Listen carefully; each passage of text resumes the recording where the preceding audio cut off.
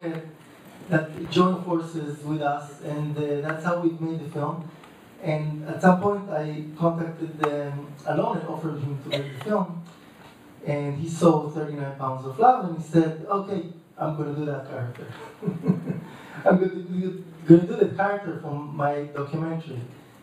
And that's how it was built up. It was a big collaboration with everyone. It was a really big joy to make it, until now. Yeah. The road continues. So let me ask both actors, how did it work from your perspective? This was not a big Hollywood film with millions of dollars. This was really you coming in and probably, I'm guessing you had to run the camera half the time. And tell me about the experience of this trip for you. I actually did run the camera occasionally. He ran, he cooked, he just came out from Batman, so imagine for him. This was basically the Batman budget, I believe, right? the food for Batman. The toothpaste. What was left over from the food? No, the toothpaste. We're accustomed in Israel to make low-budget films, but Dani's vision exceeded all of that. It's not just a low-budget film. I think what's unique about this film is that the way it was collaborated with Dani's vision created some kind of a family. We had one home that we all stayed in. We all cooked, except for one person. It was annoying.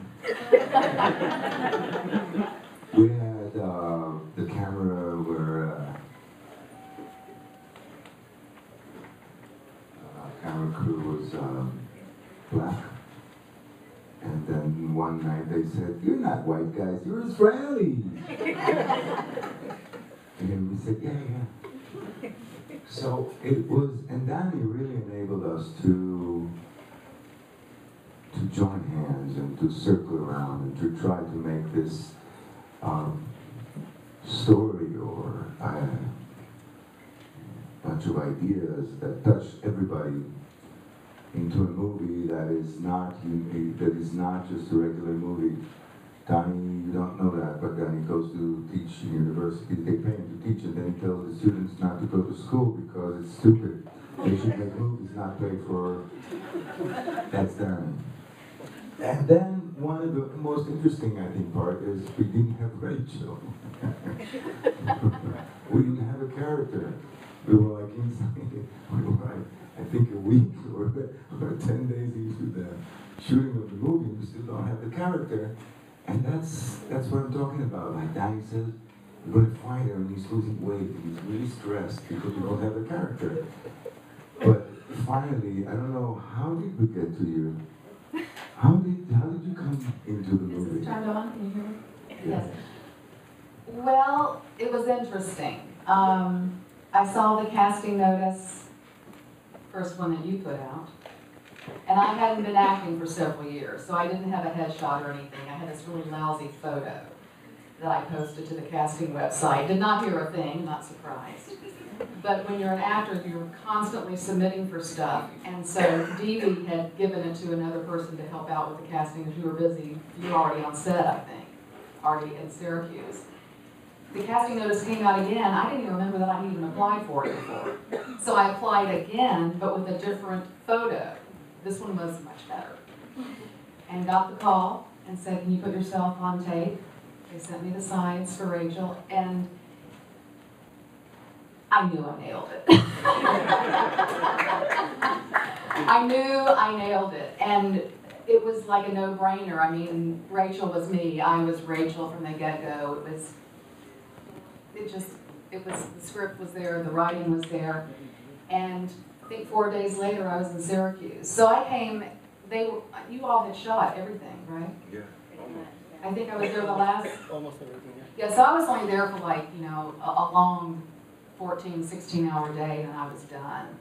But they told me that they were prepared to shoot the film without Rachel because they had trouble casting her. I mean, the drama was that you've seen that we were all looking for Rachel in the movie, and everything happened. Really, behind the scene, we're really looking for Rachel. That was the real drama. I hear that's how most Julia Roberts films work too.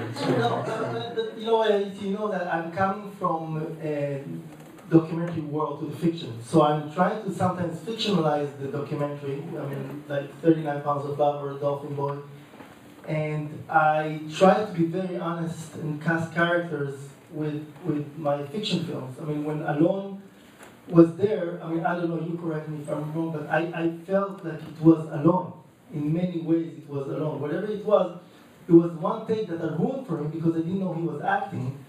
I don't know if you remember, the first day, we were in the car, and Alon is there, and I'm hiding in the car. And I said, Alon, Mama, you know, what's going on? He said, don't stop ruining my takes, you know. I didn't think he's acting. It was so real.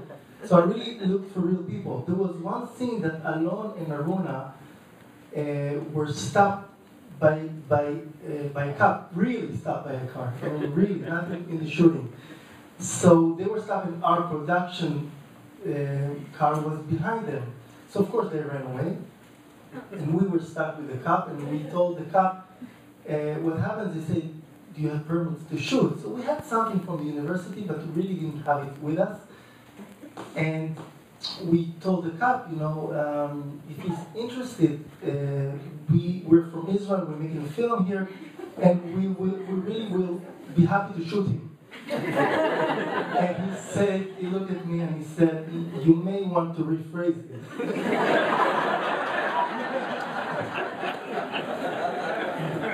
And then he asked, when are the auditions? He forgot about permits and all of that. And at the end, he didn't pass the audition. There was another guy. Always pass the cop in the audition.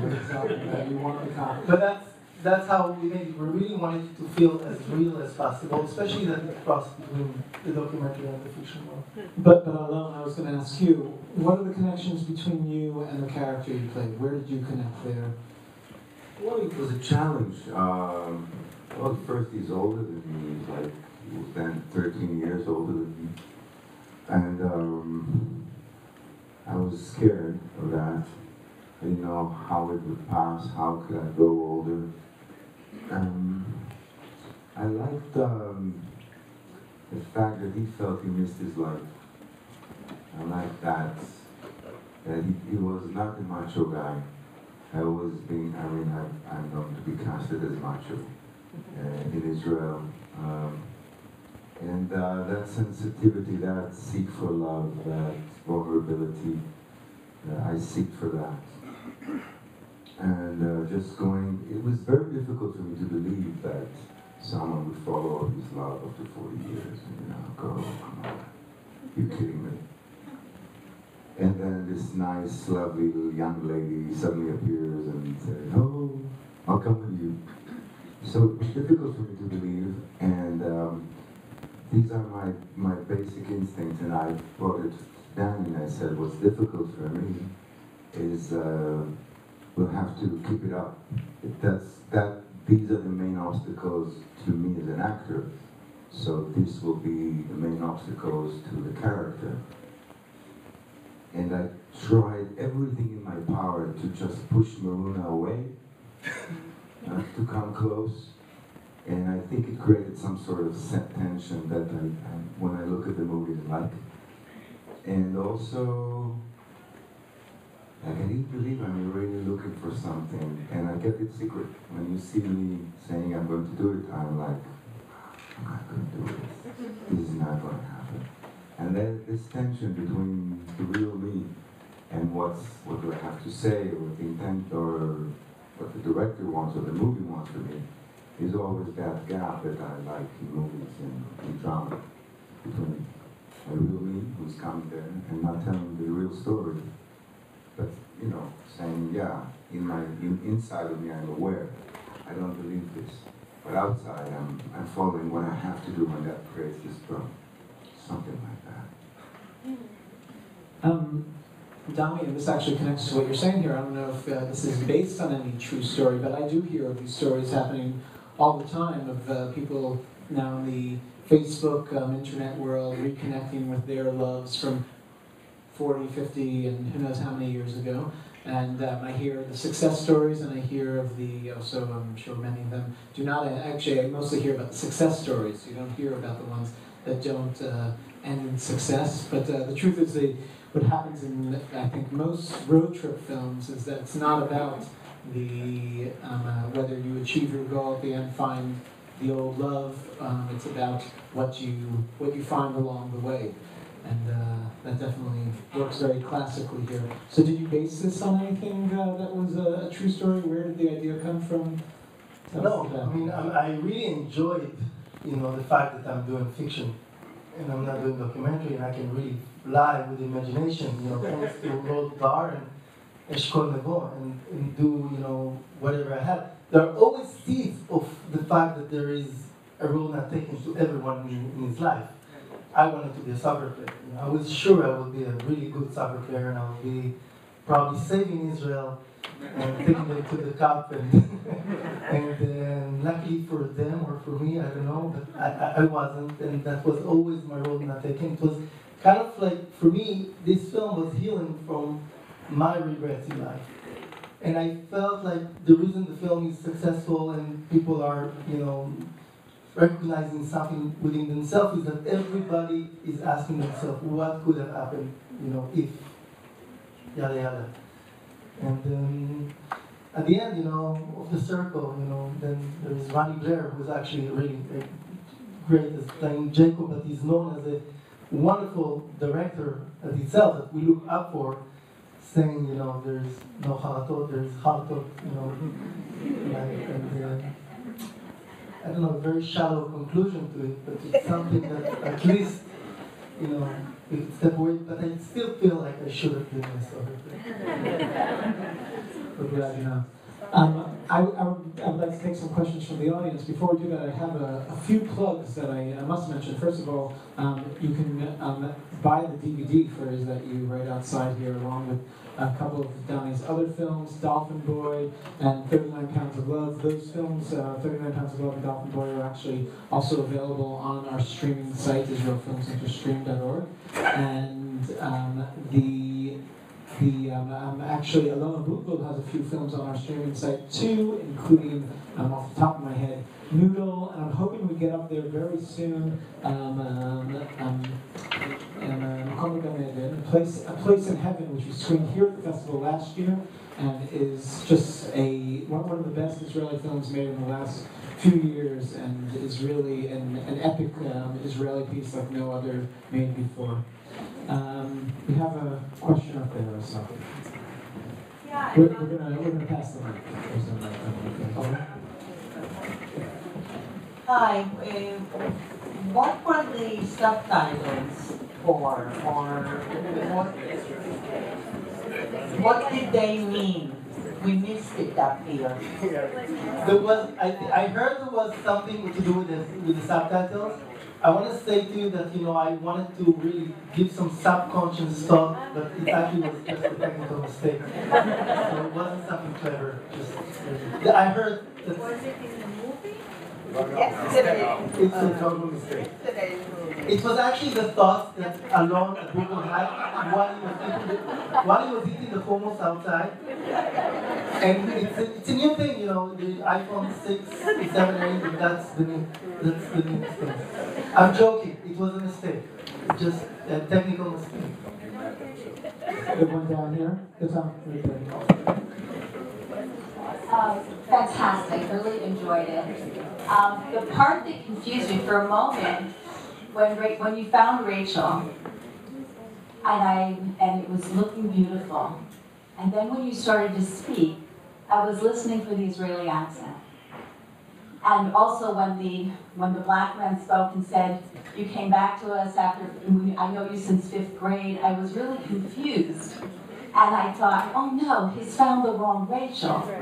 And I thought maybe there's something really deep and confusing in here, in that people who have missed somebody, it doesn't almost matter who it is, you find something that's missing and everybody somehow joins together. So I thought there's something real, but then I saw the movie continue and I said, no, this is Rachel, so Rachel must have come from Canada to Israel and back. But maybe it just means that art followed real life and that this was the Rachel you cast, so is that how it happened? That the Rachel didn't have an Israeli accent because when you cast for Rachel, this is who you found? So the bottom line you're asking, is that you? It's a long question. Yeah, so the answer is yes. When you're making a film, there is what you call a backstory to all the characters, and yes, her backstory that we know she was born in Canada, moved to the United States. She met him in Israel in kibbutz, went back to Canada, and that's like the backstory. In real life, when you make a film, even though it can be written in the script, you find yourself cutting out a lot of the backstory in order to not to bore the audience too much. So that's part of it. But what I want to tell you that when Alon met Rachel, the text was pretty short, and I mean, both Rachel, and Suzanne and Alon, they brought so much of themselves, and I was incredibly privileged to work with them. I'll give you an example that at the end, when Alon tells her the story about the Angel Bakery, it was totally not in the script, and Alon just improvised it. We just said, we're not going to cut, and Alon took the camera, because he's very used to talking to his kids and do a selfie. He took the camera, and he did the scene by himself.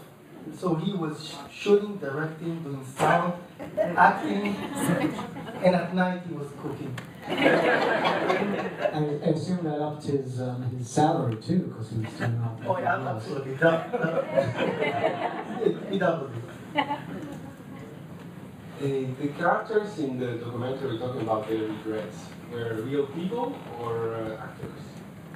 Half. Half of them were real people. Half of them were characters. And the film was very much written, but there were parts that we asked those characters whether they were actors or just real characters. And for me, there is no difference. I don't see actors at all. I just see characters.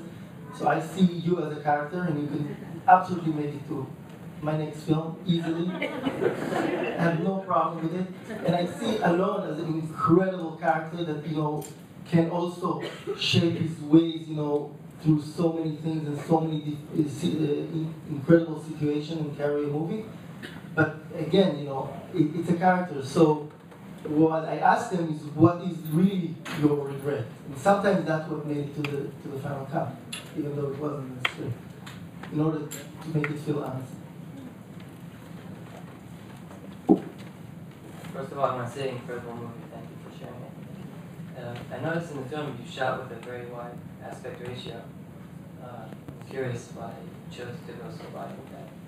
Actually, in theaters, the aspect ratio even go wider in normal theaters, and we wanted it to be wider than normal and a little bit different aspect ratio to stand out. We saw it at the editing. We started shooting like that when we saw it in the editing. We loved it. I have no smarter answer to this. It was nice. Rather than the fact that we just loved it. Looks very cinematic, and when our person here tested it, she said, "There's something wrong with this film." I'm giving every projectionist a heart attack. Each one of them personally, everywhere in the world. We'll take one last question over here. We first met 34 years ago at our son's bar mitzvah, and I'd like to say we're proud to be your cousin. So you see, when you're making a film, it's very important to bring your family. You want the real positive. Any other family members want to wish anything to folks, I want to thank you all for coming out and supporting the Israeli film.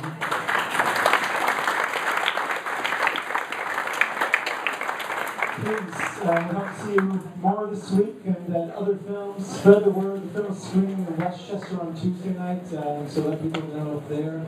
And have a good night and have a good week. Thank you very much.